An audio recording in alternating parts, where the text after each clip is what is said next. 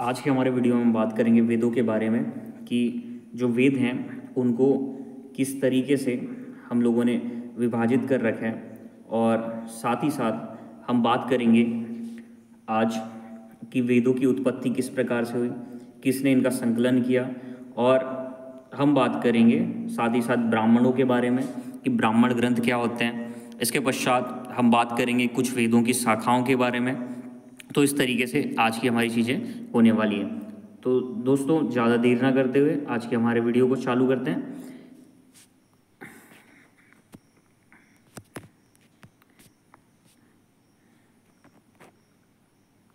तो फ्रेंड्स, जैसे कि आप देख सकते हैं, ये जो इंटरफेस है इसमें आप दिख रहा है। सबसे पहले हम बात करेंगे आज ऋग्वेद के बारे में, उसके बाद बात करेंगे यजुर्वेद के बारे में, उसके बाद सामवेद के बारे में, और उसके बाद बात करेंगे हम अथर्ववेद के बारे में। तो दोस्तों, सबसे पहले हम जान लेते हैं कि एक्चुअल में ऋग्वेद क्या होता है। तो ऋग्वेद, जैसे कि आप स्लाइड में देख सकते हैं, ऋग्वेद ऋग से मिलकर बना है। ऋग्वेद ऋग से मिलकर बना है और जिसका अर्थ होता है स्तुति करना, स्तुति करना। तो दोस्तों, हमें याद रखना है ऋग्वेद जो है वो ऋग से बना है और ऋग का अर्थ होता है स्तुति करना। तो हम यहाँ पर बात करते हैं देवताओं की स्तुति के बारे में। इसमें हम देवताओं की स्तुति के बारे में ऋग्वेद में वर्णन करते हैं, देवताओं की स्तुति। इसके बाद बात करते हैं जो ऋग्वेद है। ऋग्वेद को 10 भागों में बांटा गया है और हर एक भाग को हमने मंडल कहा है। ऋग्वेद के हर एक भाग को मंडल कहा गया है। इसके बाद बात करते हैं कि ऋग्वेद में कितने सूक्त हैं। तो ऋग्वेद में जो सूक्तों की संख्या है वो है 1028, और इसमें जो ऋचाएँ हैं वो हैं 10,462। हमें याद रखना है कि ऋचाएँ क्या होती है और सूक्त क्या होते हैं। तो सूक्त दोस्तों उन चीज़ों को कहा जाता है जो प्रमाणित चीज़ें होती थी, जो चीज़ें प्रारंभ से लेकर चली आ रही थी, ऐसी चीज़ों को सूक्त कहा गया, या इसको श्लोक के नाम से भी जाना जाता है। तो हमने सीखा सूक्त के बारे में। सूक्त की संख्या ऋग्वेद में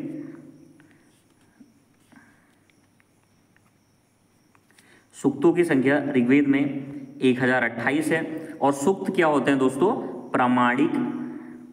प्रामाणिक जो श्लोक होते हैं उनको सूक्त कहा जाता था। प्रामाणिक श्लोकों को सूक्त कहा जाता था। इसके बाद बात करते हैं कि ऋचाएँ क्या होती थी। जैसे आपको पता होगा, मैंने आपको बताया कि ऋचाओं की संख्या ऋग्वेद में 10,462 है। तो हमें जानना चाहिए कि ऋचाएँ एक्चुअल में होती क्या हैं। तो ऋचा ऐसी चीज़ होती थी जो प्रामाणिक तो नहीं होती थी, किंतु यह ऋषियों के मुख से निकली हुई चीज़ें हुआ करती थी, इसलिए इसे कहा जाता था ऋचाएँ। और ऋचाओं की संख्या आपको मिलेगी दोस्तों 10,462। तो यहाँ पर दोस्तों हमने 2 चीज़ें सीखी। पहली चीज़ हमने सीखा सूक्त और ऋचाओं में क्या डिफरेंस होता है, और सूक्तों की संख्या कितनी है और ऋचाओं की संख्या कितनी है। तो सूक्तों की संख्या 1028 और ऋचाओं की संख्या है 10,462। इसके बाद जो वेद लिखे गए 2 टाइप के समय में लिखे गए। पहला जो वेद है, जैसे कि हम पढ़ते हैं ऋग्वेद के बारे में, तो जो ऋग्वेद है, ऋग्वेद जो लिखा गया वो लिखा गया ऋग्वैदिक काल में। और बाकी के जो अन्य वेद है, जैसे हम जब वेदों के बारे में पढ़ते हैं तो हम लोग 4 वेद के बारे में पढ़ते हैं। सबसे पहले हम पढ़ते हैं ऋग्वेद के बारे में, इसके बाद हम पढ़ते हैं यजुर्वेद के बारे में, इसके बाद हम पढ़ते हैं सामवेद के बारे में, और अंत में हम पढ़ते हैं अथर्ववेद के बारे में। तो जो ऋग्वेद लिखा गया वो लिखा गया ऋग्वैदिक काल में, और ऋग्वैदिक काल का जो कालक्रम है वो है 1500 ईसा पूर्व से लेकर 1000 ईसा पूर्व तक। इसके बाद उत्तर वैदिक काल स्टार्ट होता है, और उत्तर वैदिक काल में हमने बाकी के जो 4 वेद हैं वो लिखे, अथर्ववेद, यजुर्वेद और सामवेद। तो अगर एग्जाम में आपसे पूछा जाए कि ऋग्वैदिक काल में कौन सा वेद लिखा गया, तो ऋग्वैदिक काल में सिर्फ एक वेद लिखा गया जिसका नाम था ऋग्वेद। और ऋग्वैदिक काल का जो कालक्रम है वो है 1500 ईसा पूर्व से लेकर 1000 ईसा पूर्व तक, और उत्तर वैदिक काल स्टार्ट होता है 1000 ईसा पूर्व से 600 ईसा पूर्व तक। इसके बाद बात करते हैं जो 4 वेद हैं, 4 वेद में हम लोग पढ़ते हैं ऋग्वेद के बारे में, यजुर्वेद के बारे में, अथर्ववेद के बारे में और सामवेद के बारे में। इनमें जो सबसे पहला वेद है वो है ऋग्वेद। जो सबसे पहला वेद है वो है ऋग्वेद, और जो सबसे अंतिम वेद है उसका नाम है अथर्ववेद। तो इतना हमें याद रहना चाहिए कि सबसे पहला वेद कौन सा है, तो ऋग्वेद है, और जो सबसे अंतिम वेद है उसका नाम है अथर्ववेद। जब हम वेदों के बारे में पढ़ते हैं तो वेद जो है, वेद सनातन धर्म के मूल ग्रंथ है। सनातन का मतलब होता है दोस्तों प्रारंभिक धर्म। तो हिंदुस्तान का जो, भारत का जो प्रारंभिक धर्म था वो था सनातन धर्म, और सनातन धर्म के बारे में जो जानकारी मिलती है, सनातन धर्म का जो मूल ग्रंथ है वो है वेद। और वेदों के बारे में माना जाता है कि वास्तविक जिन्होंने लिखा, वास्तविक जो लेखक थे उनके बारे में जानकारी नहीं कि किसने लिखा, बट हम अनुमान लगाते हैं कि ये जो है ये बहुत महान ऋषियों ने इसका लेखन कार्य किया। जैसे अग्नि ऋषि ने माना जाता है कि ऋग्वेद लिखा, और वायु ऋषि के द्वारा यजुर्वेद की स्थापना की गई, आदित्य ऋषि के द्वारा सामवेद की, और अंगिरा ऋषि के द्वारा अथर्ववेद की स्थापना की गई। दोस्तों जब हम अथर्ववेद के बारे में पढ़ते हैं तो उन्हें अंगिरा ऋषि के नाम पर अथर्वांगिरस भी कहा जाता है। अथर्वा और उनके जो पुत्र थे उनका नाम था अंगिरस। तो अथर्वा और अंगिरस दोनों ऋषियों के कारण अथर्ववेद को अथर्वांगिरस वेद भी कहा जाता है। इसके बाद बात करते हैं, जैसे कि आप देख सकते हैं यह वेद व्यास है। जैसे आपने सुना होगा महाभारत के बारे में, 2 प्रकार के हम भारत में महाकाव्य के बारे में पढ़ते हैं। एक था रामायण जिसमें हमके राम के बारे में जानकारी मिलती है, और दूसरा था महाभारत जिसमें हमें कौरव पांडवों के बारे में जानकारी मिलती है, उनके युद्ध के बारे में हमें महाभारत से जानकारी मिलती है। तो दोस्तों जो महाभारत था, महाभारत लिखा गया, जैसे मानते हैं हम लोग कि गणेश जी के द्वारा ये महाभारत लिखा गया, किंतु जो महाभारत के बारे में बोला गया वो बोला गया महर्षि कृष्णद्वैपायन वेदव्यास के द्वारा। तो वेदव्यास ने क्या किया, वेदव्यास ने महाभारत को बोला और गणेश जी ने क्या किया, उसको लिखा। तो वही वेदव्यास थे दोस्तों जिन्होंने क्या किया, जिन्होंने वेदों का संकलन किया। अगर आपसे पूछा जाए कि वेदों को संकलन किसने किया, देखो जो ऋग्वेद था, ऋग्वेद की स्थापना किसने की है, तो ऋग्वेद की स्थापना की है अग्नि ऋषि ने, यजुर्वेद की स्थापना की है वायु ऋषि ने, सामवेद की स्थापना की है आदित्य ऋषि ने, और अथर्ववेद की स्थापना की है अंगिरा ऋषि ने। ये जो चारों वेद थे ये अलग अलग वेद थे, अलग अलग जगह थे। इन चारों का जो संकलन किया वो किया महर्षि कृष्णद्वैपायन वेदव्यास ने। इसलिए वेदव्यास को वेदों का संकलन करता भी माना जाता है। इसके बाद आगे बात करते हैं हम। अब हम देखते हैं जो ऋग्वेद है, ऋग्वेद के बारे में बात करेंगे। तो ऋग्वेद की स्थापना का जो उद्देश्य था वह यह था देवताओं की स्तुति करना। जैसे जो ऋग्वैदिक काल के जो प्रमुख देवता थे उनका नाम था इंद्र प्रमुख देवता थे। उसके बाद मित्र जो थे वो प्रमुख देवता थे। उसके बाद नाशत्य प्रमुख देवता थे, अग्नि प्रमुख देवता थे। तो इनके बारे में हम इनके बारे में हम ऋग्वेद में पढ़ते हैं। तो इनकी स्तुति के लिए जिन श्लोकों की रचना की गई उनको हमने ऋग्वेद में रखा है। ऋग्वेद में जैसे मैंने आपको बताया, ऋग्वेद में 1028 सूक्त हैं। सूक्त मतलब श्लोक है। सूक्त मतलब क्या होता है, तो सूक्त मतलब होता है श्लोक। ठीक है, अगर आपसे एग्जाम में पूछा जाए कि ऋग्वेद में सूक्तों की कुल संख्या कितनी है, तो इसमें है 1028 सूक्त हैं, और इसमें 10,462 ऋचाएं हैं। आगे बात करते हैं कि ऋग्वेद को कितने भागों में बांटा गया है। जैसे आप घर में क्या करते हैं, आप जब घर बनाते हैं तो उसको कई कमरों में डिवाइड करते हैं। क्यों डिवाइड करते हैं, ताकि हर एक कमरे में आप अलग अलग चीज़ों को कर सके। वैसे ही हमने क्या किया, ऋग्वेद को भी जो है 10 भागों में डिवाइड किया गया है, और हर एक भाग को मंडल कहा गया है। ऋग्वेद को 10 भागों में डिवाइड किया गया और 10 भागों को क्या कहा गया, मंडल कहा गया।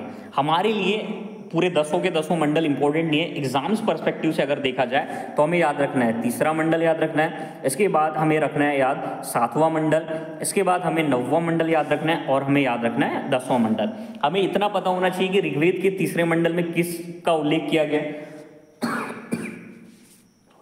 किसके बारे में लिखा गया है। इसके बाद 7वें मंडल में किसके बारे में लिखा गया है, 9वें मंडल में किसके बारे में लिखा गया है और 10वें मंडल में किसके बारे में लिखा गया है। तो तीसरे मंडल में याद रखना दोस्तों, हमने जो तीसरे मंडल से हमें जानकारी मिलती है वो जानकारी मिलती है गायत्री मंत्र के बारे में। तो तीसरे मंडल में जानकारी मिलती है गायत्री मंत्र। अगर आपसे एग्जाम में पूछा जाए कि गायत्री मंत्र के बारे में जानकारी कहाँ से मिली, तो ऋग्वेद से मिली। और ऋग्वेद में कहाँ से मिली, तो ऋग्वेद के तीसरे मंडल से हमें गायत्री मंत्र के बारे में जानकारी मिलती है। इसके बाद बात करते हैं जो ऋग्वेद का 7वां मंडल है, इससे हमें दशराग युद्ध के बारे में जानकारी मिलती है। जो 10 राग युद्ध है दोस्तों, वो हुआ था 10 लोगों के बीच में हुआ था, 10 राजाओं के बीच में हुआ था, इसलिए इसे 10 राग युद्ध भी कहा जाता है। इसके बाद बात करते हैं 9वां मंडल। ऋग्वेद का जो 9वां मंडल है, इसमें हमें देवता सोम का उल्लेख मिलता है। देवता सोम, और देवता सोम कौन थे, तो ये पेय पदार्थों के देवता थे। आगे अगर बात करें ऋग्वेद के 10वें मंडल की, तो ऋग्वेद के 10वें मंडल से हमें जानकारी मिलती है 4 वर्ण व्यवस्था, या इसको चतुर्वर्ण व्यवस्था भी कहा जाता है। हम जैसे बात करते हैं ब्राह्मण के बारे में, क्षत्रिय के बारे में, वैश्य के बारे में, शूद्र के बारे में, इनके बारे में हमें जानकारी कैसे मिली। इन 4 वर्णों के बारे में हमें जानकारी मिलती है ऋग्वेद से। ऋग्वेद से हमें 4 वर्णों के बारे में जानकारी मिलती है। और ऋग्वेद में किस मंडल से मिलती है, तो ऋग्वेद के 10वें मंडल से हमें चतुर्वर्ण व्यवस्था के बारे में जानकारी मिलती है। चतुर्वर्ण व्यवस्था का मतलब होता है दोस्तों 4 वर्ण, ब्राह्मण, क्षत्रिय, वैश्य, शूद्र। मान्यता ये है कि ब्रह्मा के मुख से ब्राह्मणों की उत्पत्ति हुई, उसकी भुजाओं से क्षत्रियों की उत्पत्ति हुई, उसकी जांघ से वैश्यों की उत्पत्ति हुई, और उसके चरणों से शूद्रों की उत्पत्ति होती है। तो एक एक करके हम सारे मंडलों के बारे में थोड़ा डिस्कस करेंगे। जैसे कि आप देख सकते हैं स्लाइड में आपको विश्वामित्र दिख रहे हैं। विश्वामित्र वही व्यक्ति है दोस्तों जिन्होंने गायत्री मंत्र लिखा है, और गायत्री मंत्र का उल्लेख ऋग्वेद के तीसरे मंडल में हमें मिलता है। ऋग्वेद के तीसरे मंडल में हमें गायत्री मंत्र का उल्लेख मिलता है। और इन्होंने गायत्री मंत्र किसके लिए लिखा है, तो गायत्री मंत्र लिखा है इन्होंने सूर्य देवता के लिए, देवता सूर्य को समर्पित, ठीक। तो इन्होंने जो मंत्र लिखा है वो किसको समर्पित लिखा है, देवता सूर्य को समर्पित लिखा है।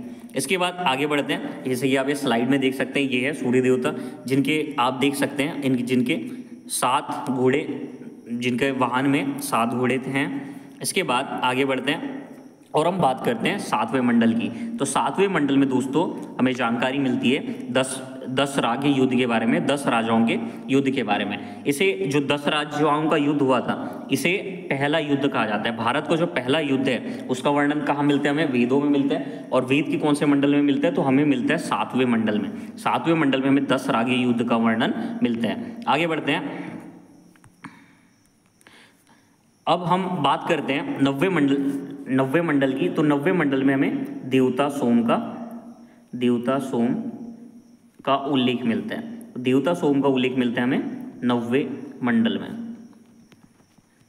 और देवता सोम कौन थे दोस्तों, तो देवता सोम थे पेय पदार्थों के देवता। तो पेय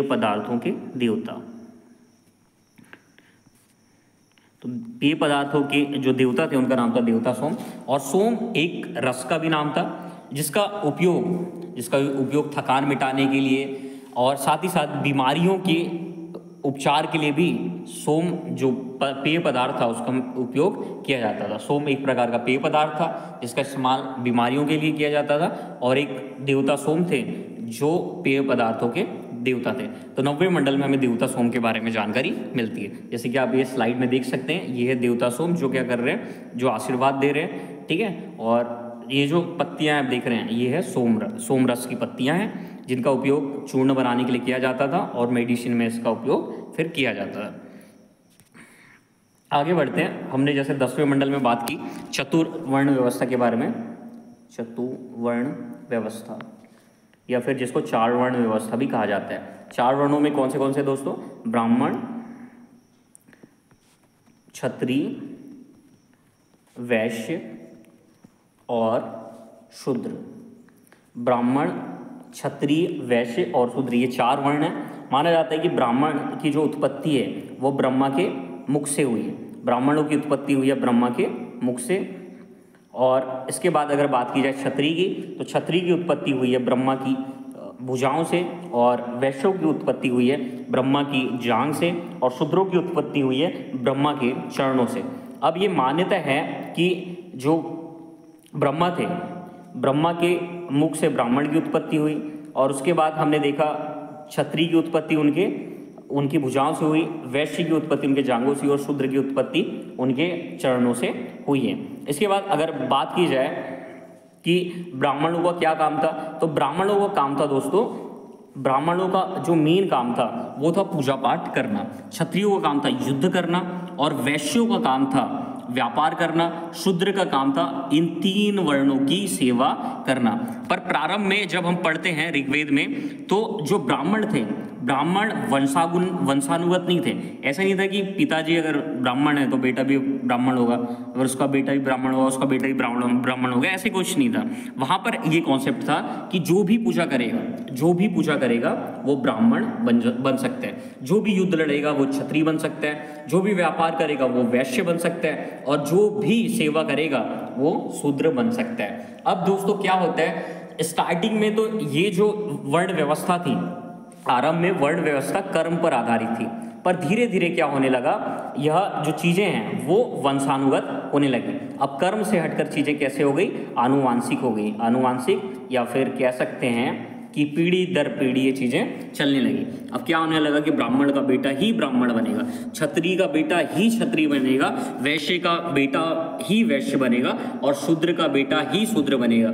अगर कोई वैश्य किसी ब्राह्मण से भी अच्छा अगर पूजा पाठ करना जानता है तो वो ब्राह्मण नहीं बन सकता। अगर कोई जो क्षत्रिय है वो खेती किसानी भी कर रहा है तो वो शूद्र नहीं बनेगा, वो क्षत्रिय का क्षत्रिय रहेगा। तो इस तरीके से देखते हैं कि समाज में जो है कुरीतियों का जन्म होता है। प्रारंभ में जो चीज़ें थी वो कर्म पर आधारित थी, इसके पश्चात जो चीज़ें होने लगी वो आनुवांशिक चीज़ें होने लगी, पीढ़ी दर पीढ़ी आगे बढ़ने लगी चीज़ें। फिर आगे बात करते हैं, जैसे कि आप देख सकते हैं ये ब्राह्मण हैं, इनके बाद ये क्षत्रिय है, इनके बाद ये वैश्य है, और ये शूद्र है। ब्राह्मणों का काम था पूजा पाठ करना, ज्ञान देना, लोगों को समझाना, लोगों को वेदों के बारे में शिक्षा देना, ये ब्राह्मण का काम था। क्षत्रिय का काम था अपने क्षेत्र के लिए, अपने कुनबे के लिए, अपने कुल के लिए, अपने गोत्र के लिए लड़ाई को लड़ना। वैश्य का काम था व्यापार करना, और शूद्र का काम था अन्य 3 वर्णों की सेवा करना। आगे बढ़ते हैं, जैसे कि आप देख सकते हैं ये ब्राह्मण है, ये क्षत्रिय जो अपने हाथों में तलवार लिए हैं, और ये वैश्य जो क्या कर रहे हैं, जो लेन देन का काम देख रहे हैं, और जो शूद्र है वो क्या कर रहे हैं, वो खेती किसानी कर रहे हैं। आगे बात करते हैं हम, जो ऋग्वेद में सबसे पवित्र जो चीज़ थी और सबसे बड़ा जो धन था, आज के ज़माने में जो सबसे बड़ा धन है वो क्या है, वो है हीरा, सोना, ठीक है। ये जो चीज़ें हैं आज के ज़माने में बहुत बहुमूल्य है, किंतु उस समय में मतलब इन सब चीज़ों के बारे में ज़्यादा जानकारी नहीं थी। इवन वो लोग सोने के बारे में भी उतना नहीं जानते थे, हीरे के बारे में तो बिल्कुल नहीं जानते थे। तो उनके लिए जो सबसे बड़ा धन था वो था गाय, और गाय को कहा गया है अघन्या। अगर आपसे एग्जाम में पूछा जाए कि अघन्या किसको कहा गया है, तो अघन्या याद रखना दोस्तों, अघन्या जो है ये गाय को कहा गया है। और अघन्या का अर्थ होता था न मारे जाने वाला पशु, न मारे जाने वाला पशु। तो हम देखते हैं ऋग्वेद में जो सबसे बड़ा धन हुआ करता था वो होती गाय। गाय को मारना सबसे बड़ा अपराध समझा जाता था। और दोस्तों जैसे कि आप देख सकते हैं अभी का जो समय है, अभी के समय में लोग सोना चोरते हैं, लोग पैसे चोरते हैं। क्यों चोरते हैं? क्योंकि सोना बहुत बहुमूल्य है, पैसे बहुत बहुमूल्य है, किंतु उस समय इन सब चीज़ों के बारे में उनको जानकारी नहीं थी। तो उस समय जो सबसे बड़ा धन हुआ करता था वो होता था गाय। तो हम देखते हैं ऋग्वेद में कि गाय को चोरी करने के लिए लोग बहुत प्रयास करते थे, और जब गायों को चोरी किया जाता था तो उसके बाद युद्ध भी बड़े बड़े होते थे, गाय के लिए बड़े बड़े युद्ध हो जाते थे। तो हमें याद रखना है अघन्य का अर्थ होता है गाय, और अघन्य का इस्तेमाल किया जाता था न मारे जाने वाले पशु के रूप में। अगर अघन्य आपको वर्ड दिखे तो समझ जाना है कि बात किसके बारे में हो रही है, तो बात हो रही है गाय के बारे में। हम प्रारंभिक समय से देखते हैं कि गाय हिंदू धर्म के लिए बहुत ज़्यादा पवित्र है। जैसे कि आप देख सकते हैं इस स्लाइड में, गाय को स्टार्टिंग से लेकर के अभी तक पूजा जाता है, क्योंकि गाय की जो महत्ता है वो अमूल्य है, उसको किसी भी मूल्य में हम तौल नहीं सकते हैं।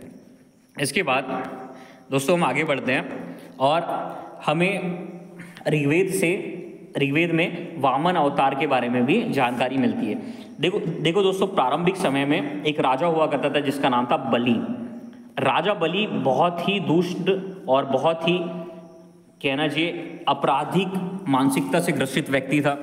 ठीक है, उसके माइंड में यही चीज़ें उठती थी कि किस तरीके से संसार का नाश करना है, किस तरीके से लोगों का शोषण करना है, किस तरीके से अपराध फैलाना है। तो इस तरीके से जो चीज़ें थी वो बलि के मन में बैठी थी। अब क्या होता है, जो विष्णु थे, विष्णु क्या करते हैं, विष्णु स्वयं नहीं आते हैं, विष्णु एक अवतार लेते हैं जो है वामन अवतार। अब जो विष्णु हैं, विष्णु क्या करते हैं, वामन अवतार लेते हैं, ब्राह्मण का भेष धारण करते हैं और बलि के पास पहुंच जाते हैं। जिस समय वामन अवतार में विष्णु बलि के पास पहुंचते हैं, उस समय बलि यज्ञ कर रहा होता है।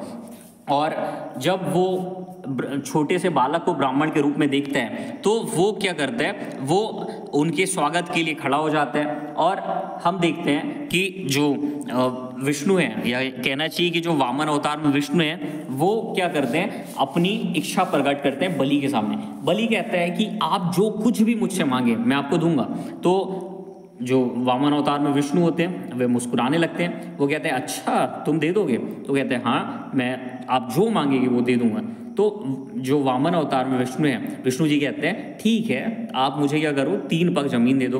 तो बलि कहता है ठीक है, 3 पग जमीन क्या होती है, मैं तो आकाश और पृथ्वी का स्वामी हूँ, मुझे आप जो चाहे वो मांग लो, मुझसे जो चाहे वो मांग लो, मैं आपको सब कुछ दे दूंगा। वो कहते हैं ठीक है भाई, मुझे बस आप क्या करो, 3 पग जमीन दे दो बस। तो बलि कहता है ठीक है मैं दे दूंगा। तो वो क्या करते हैं, वो पहला पैर रखते हैं और पहले पैर में क्या करते हैं, पूरी की पूरी पृथ्वी को नाप लेते हैं। और पूरी का पूरा जो पृथ्वी है उनका हो जाता है। दूसरे पैर में पूरे के पूरे आकाश को नाप लेते हैं। अब आकाश और पृथ्वी का अधिकार किसके पास आ गया, विष्णु के पास आ गया। अब कुछ भी नहीं बचा बलि के पास विष्णु को देने के लिए। तो अब बलि कहता है कि एक काम करो ईश्वर, मेरे सर के ऊपर आप अपने पैरों को रख दो। तो वामन अवतार में विष्णु क्या करते हैं, उसके ऊपर पैर को रख देते हैं। और यहीं से हम देखते हैं कि बलि की जो कथा है वो समाप्त हो जाती है। तो हमने यहाँ पर सीखा वामन अवतार के बारे में। और वामन अवतार का जो वर्णन है, वामन अवतार का वर्णन किया गया है ऋग्वेद में। आगे बढ़ते हैं। और जो प्रमुख देवता थे ऋग्वेद के, वो 3 प्रमुख देवता थे। जैसे आप देख सकते हैं, इंद्र को कहा गया है युद्ध का देवता, और वर्षा का देवता, आंधी का देवता, तूफान का देवता। तो इंद्र जो है उनको युद्ध का देवता भी कहा गया ऋग्वेद में, वर्षा का देवता भी कहा गया, आंधी का देवता भी कहा गया और तूफान का देवता भी कहा गया। साथ ही साथ हमको ये भी याद रखना है कि इंद्र को पुरंदर कहा गया है। पुरंदर का अर्थ होता है कीलों को तोड़ने वाला। इंद्र को पुरंदर कहा गया। पुरंदर का अर्थ होता है दोस्तों कीलों को तोड़ने वाला। तो पुरंदर इंद्र को कहा गया। इंद्र को इतना शक्तिशाली बताया गया है कि वो क्या कर सकते हैं, वो कीलों को भी तोड़ सकते हैं। उनके पास इतनी ताकत है कि वो कीलों को भी तोड़ सकते हैं। इसके बाद अग्नि जो है, जैसे कि आप देखते होंगे लोग हवन वगैरह करते हैं, तो उसमें क्या होता है, अग्नि में हवन करते हैं। तो जो अग्नि है, अग्नि क्या करती है, अग्नि एक मध्यस्थता का काम करती है। किसके बीच, देवताओं के बीच और मनुष्यों के बीच। इसके बाद वरुण जो है वो जलनिधि के देवता हैं, जो जल के देवता हैं उनका नाम है वरुण। तो इतना हमें याद रखना है। आगे बढ़ते हैं। अब बात करते हैं यजुर्वेद के बारे में। जैसे आप देख सकते हैं यजुर्वेद य से बना है यजुर्वेद, और य से याद रखना है यज्ञ, य से याद रखना है यज्ञ। तो अगर आपसे पूछा जाए कि यज्ञ का वर्णन किस वेद में मिलता है, तो ये मिलता है यजुर्वेद में। य से याद रखना है यजुर्वेद और य से याद रखना है यज्ञ। इसके बाद बात करते हैं यजुर्वेद की। तो यजुर्वेद का जो लेखन कार्य किया गया वो किया गया 1200 ईसा पूर्व से लेकर 1200 ईसा पूर्व से लेकर 800 ईसा पूर्व के बीच, जो मोटे तौर पर अथर्ववेद और सामवेद के समकालीन हैं। जैसे कि हमने देखा, जो पहले लिखा गया, पहला वेद कौन सा था, ऋग्वेद लिखा गया, वो अलग समय में लिखा गया। और जो बाकी के तीनों वेद हैं वो समकालीन वेद हैं, यजुर्वेद, सामवेद और अथर्ववेद। इसके बाद यजुर्वेद जो है, यजुर्वेद को हम देखते हैं कि इसमें हमने इसको 2 भागों में डिवाइड किया है। यजुर्वेद में 2 भाग है।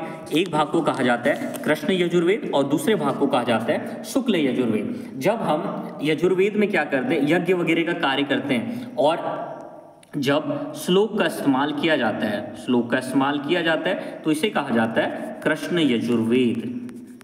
यजुर्वेद। ठीक है। तो कृष्ण यजुर्वेद क्या है?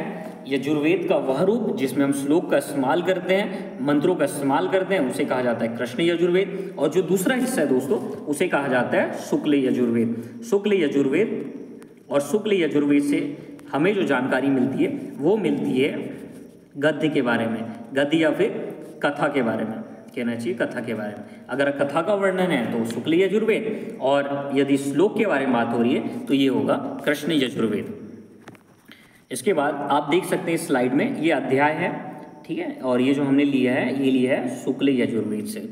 इसके बाद आप देख सकते हैं यहाँ पर ये जो पुरोहित जी हैं ये यज्ञ कर रहे हैं और मंत्रों का इस्तेमाल कर रहे हैं। मंत्रों का इस्तेमाल कर रहे हैं मतलब किस यजुर्वेद का उपयोग कर रहे हैं? तो ये कर रहे हैं कृष्ण यजुर्वेद का प्रयोग। अगर कोई व्यक्ति क्या कर रहा है, कोई व्यक्ति पढ़ रहा है, सिंपली पढ़ रहा है, मतलब वो किसका उपयोग कर रहा है? वो कर रहा है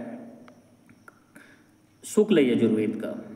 तो ये कर रहे हैं, अगर कोई पढ़ता है तो किसका उपयोग करता है? वो करता है शुक्ल यजुर्वेद का प्रयोग। और कोई अगर मंत्र वगैरह का इस्तेमाल करता है तो वो किसका उपयोग कर रहा है? कृष्ण यजुर्वेद का प्रयोग करता है। एग्जाम में दोस्तों यहाँ से क्वेश्चन बन जाता है कि किस वेद को 2 भागों में विभाजित किया गया है? तो यह किया गया है यजुर्वेद को, और कितने भागों में? 2 भागों में, कृष्ण यजुर्वेद और शुक्ल यजुर्वेद। इसके बाद बात करते हैं सामवेद के बारे में। जैसे कि आपने सुना होगा, जब भी आपको म्यूजिक सुनाया जाता है तो सबसे पहले हम बात करते हैं 7 स्वरों के बारे में। और 7 स्वर क्या है? 7 स्वर है सा, रे, गा, मा, प, ध, नी। सारे गा मा,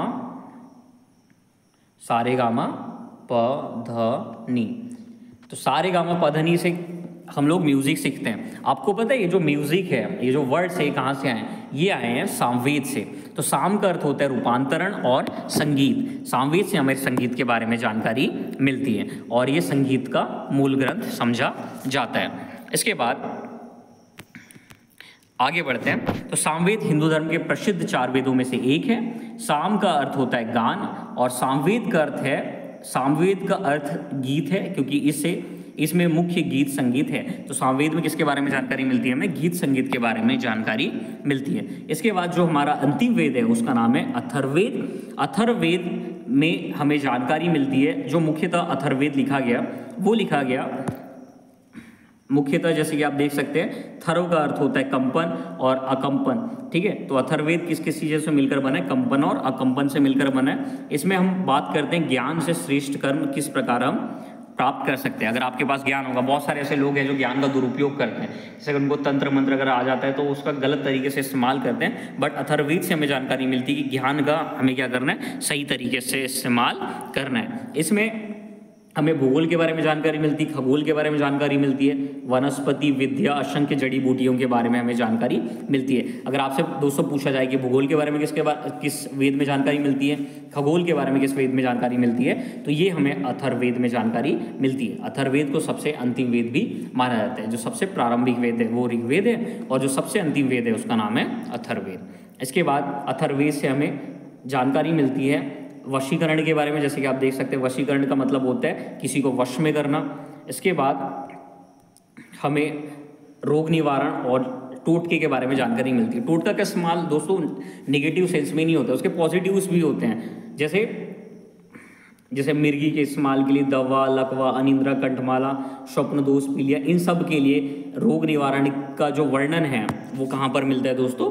तो ये मिलता है हमें अथर्ववेद में मिलता है। उसके बाद अथर्ववेद में मानसिक रोग को किस प्रकार से हटाया जाए, गर्भ रक्षा को किस प्रकार से सुनिश्चित किया जाए, ये सब जानकारी भी हमें अथर्ववेद से मिलती है। इसके बाद जो सबसे अगर बोला जाए या बात की जाए कि सबसे जो रूढ़वादी वेद है वो भी अथर्ववेद है, क्योंकि इसमें टोटके के बारे में जानकारी है, इसमें किसी को सम्मोहित करने के बारे में जानकारी है, इसमें वशीकरण के बारे में जानकारी है, इसलिए इसे सबसे रूढ़वादी वेद भी कहा गया है। इसके बाद आगे बढ़ते हैं दोस्तों। अगर श्राप के बारे में अगर आपसे पूछा जाए कि श्राप के बारे में किस वेद में वर्णन है, तो ये वर्णन है दोस्तों, श्राप के बारे में वर्णन मिलेगा आपको अथर्ववेद में। आगे बढ़ते हैं। जैसे आप देख सकते हैं ये जो ऋषि हैं ये क्या कर रहे हैं? हनुमान जी को क्या कर रहे हैं? हनुमान जी को ये श्राप दे रहे हैं। ये उस समय की घटना नहीं थी, किंतु हमें समझना है कि श्राप जो है वो श्राप कहाँ से आता है, श्राप की स्टार्टिंग कहाँ से होती है। तो श्राप की स्टार्टिंग होती है अथर्ववेद से। आगे बढ़ते हैं। अथर्ववेद, ऋग्वेद, यजुर्वेद, सामवेद के समय जो डिसीजंस है, डिसीजन कोई एक व्यक्ति नहीं लेता था, डिसीजन सब मिलकर लेते थे, और जिस जगह में ये जो डिसीजन है वो लिए जाते थे उसको कहा जाता था सभा और समिति। सभा और समिति। तो सभा और समिति का दोस्तों कॉन्सेप्ट जो है वो ऋग्वैदिक काल से चला आ रहा है, आज भी इसका इस्तेमाल हम करते हैं। और जैसे कि आप देख सकते हैं बहुत अच्छी बिल्डिंग है। ये जो बिल्डिंग बनाने की जो चीज़ें हैं, आप देखना जितनी भी चीज़ें हैं उनका कहीं ना कहीं जो सोर्स है वो आपको वेदों में मिलेगा। तो ये जो बिल्डिंग बनी है दोस्तों, इसका भी जो वर्णन है, बिल्डिंग किस तरीके से बनानी चाहिए, इसका भी वर्णन आपको अथर्ववेद में मिलेगा। तो अथर्ववेद को शिल्पवेद भी कहा जाता है। क्यों शिल्पवेद कहा जाता है? क्योंकि इसमें हमें जानकारी मिलती है किस तरीके से बिल्डिंग का निर्माण करना चाहिए। आगे बढ़ते हैं। जो वेद है हमने सीखा, वेदों के 4 भाग होते हैं, ऋग्वेद, यजुर्वेद, सामवेद और अथर्ववेद। अब दोस्तों ये नहीं पूछता आपसे एग्जाम में, क्योंकि ये बच्चों को ही पता होता है कि वेदों के कितने भाग है, तो ऋग्वेद, यजुर्वेद, सामवेद, अथर्ववेद, ये बच्चों को भी पता है। आपसे एग्जाम में क्या पूछेगा? तो आपसे एग्जाम में पूछेगा कि ये जो वेद है इनके उपवेद क्या हैं। ठीक है, ऋग्वेद को और किस नाम से जाना जाता है? तो ऋग्वेद को आयुर्वेद भी कहा जाता है। ठीक है, औषधियों के बारे में जानकारी में ऋग्वेद से मिलती है, इसलिए इसे आयुर्वेद भी कहा जाता है।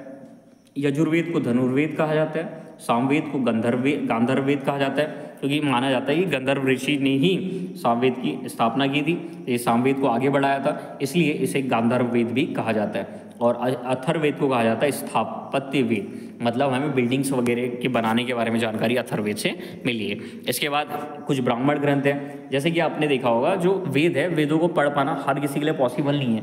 क्यों हर किसी के लिए पढ़ना पॉसिबल नहीं है? क्योंकि जो वेद है ना, वेद मिलेंगे आपको गद्य में, वेद मिलेंगे आपको पद्य में, मतलब श्लोक वगैरह में। श्लोक वगैरह पढ़ने में मज़ा नहीं आता है। जैसे आप पंक्तियाँ पढ़ते हो, कविताएं पढ़ते हो, कविताएं पढ़ने में उतना मज़ा नहीं आता है, श्लोक में पढ़ने में उतना मज़ा नहीं आता है। मज़ा किस में आता है? अच्छा किस में लगता है? अच्छा लगता है कहानियाँ पढ़ने में, ठीक है, नॉवेल्स पढ़ने में, उपन्यास पढ़ने में अच्छा लगता है ना। तो वैसे ही वेद जो थे, वेद थे श्लोक में, पद्य में, तो इनको सिंप्लीफाई वे में समझाने के लिए, इस तरीके से समझाने के लिए कि हर एक नॉर्मल व्यक्ति भी इसको समझ सके, इसलिए हमने ब्राह्मण ग्रंथों की स्थापना की। और जो ब्राह्मण थे दोस्तों, जो ब्राह्मण ग्रंथ है ये है गद्य में, ये है गद्य में। आगे बात करते हैं। तो वेदों के बारे में हमने सीखा। सबसे पहले हमने सीखा ऋग्वेद के बारे में, जिसे आयुर्वेद भी कहा जाता है, और उसके बाद यजुर्वेद जिसे धनुर्वेद भी कहा जाता है, उसके बाद सामवेद जिसे गंधर्ववेद भी कहा जाता है, और अथर्ववेद जिसे शिल्पवेद भी कहा जाता है। जो ऋग्वेद के ब्राह्मण ग्रंथ है उनका नाम है ऐतरेय और कौशितकी।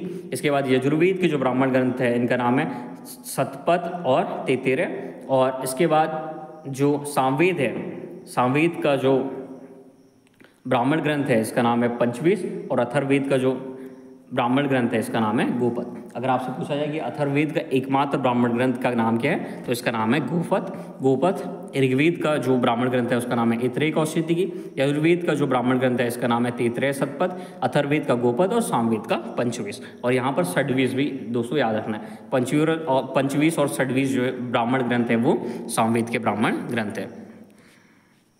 आगे बात करते हैं, हमें वैदिक काल से कुछ विवाहों के बारे में जानकारी मिलती है। तो वैदिक काल से हमें 8 विवाहों के बारे में जानकारी मिलती है, और इसको हम देखते हैं कि उत्तर वैदिक काल में भी इसको आगे बढ़ाया गया। तो 8 प्रकार के विवाहों के बारे में जानकारी मिलती है। 8 विवाहों में जो पहले के 4 विवाह हैं इन्हें सही माना जाता है, और जो बाद के 4 विवाह हैं, जैसे कि आप देख सकते हैं 5, 6, 7, 8, ये जो विवाह हैं दोस्तों इन्हें गलत विवाह माना जाता है। सबसे पहला विवाह है ब्रह्म विवाह। ब्रह्म विवाह में क्या होता है दोस्तों कि जो लड़का है और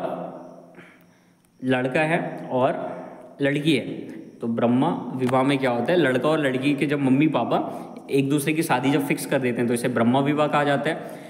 दैव विवाह वो विवाह होता था दोस्तों जिसमें जो पुरोहित यज्ञ करने आता था उसी के साथ कन्या का विवाह करा दिया जाता था। आर्ष विवाह क्या होता था कि पहले एक प्रथा थी, ऋग्वेद काल में, उत्तर वैदिक काल में एक प्रथा थी कि जब भी यज्ञ कराया जाता था तो गायों का दान किया जाता था, और किसी के पास अगर गाय नहीं होती थी तो वो अपनी बेटी को पुरोहित के साथ विवाह करवा देता था, तो इसे कहा गया आर्ष विवाह। इसके बाद है प्रजापत्य विवाह।